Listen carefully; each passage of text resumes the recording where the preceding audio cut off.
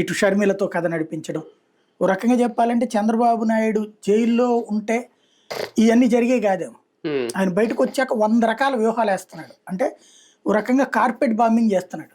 అన్ని 100 బాంబులు వేసేస్తే ఏదో ఒకటి తగులుద్దిలే అన్న టైప్ లో వేసేస్తున్నాడు. సర్వశక్తులు వడ్డుతున్నారు. అందులో భాగంగా పీకే కూడా ఒకటి అయి ఉంటాడేమో అనుకుంటున్నా. ఎందుకు అంటే వ్యూహకర్త వేరు, సెఫాలజిస్ట్ వేరు. ప్రశాంత్ కిషోర్ సెఫాలజిస్ట్ కాదు, వ్యూహకర్త. వ్యూహం గెలవడానికి ఇస్తారు, ఓడిపోతాడని చెప్పడం సెఫాలజీ, ఇది వ్యూహకర్త ఉద్యోగం కాదు కదా చెప్తున్నాడు. పోనీ సెఫాలజీ అనేది అది ఒక పెద్ద విద్య. సీ వాటరు, లేకపోతే ఉన్నాయి కదా మ్యాథ్స్, ఇట్లాగా ఆ సంస్థలు అయితే గనక ఈయనట్టని సంస్థ నడిపించే చరిత్ర ఏం లేదు. కాబట్టి అప్పుడు విశ్లేషణ ఎట్లా చేస్తాడు? తన అభిప్రాయం చెప్తున్నాడు. తన అభిప్రాయంగా ఇప్పుడు నిమ్మగడ్డ రమేష్ కుమార్ ఎట్లాగో, నారాయణ పేరేంటి, కాదు కొంతమంది మేధావులు ఈ మధ్యన మాట్లాడుతున్నారు, సుబ్రహ్మణ్యం, అట్లాంటి వాళ్ళల్లో ఈయన కూడా ఒకడు.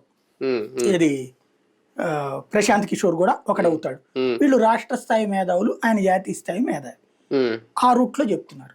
మేధావులకు ఎప్పుడూ కూడా పేదలు బాగుపడాలని ఉపన్యాసం ఇస్తారు, కానీ బాగుపడే విధానాన్ని వాళ్ళు ఒప్పుకోలేరు.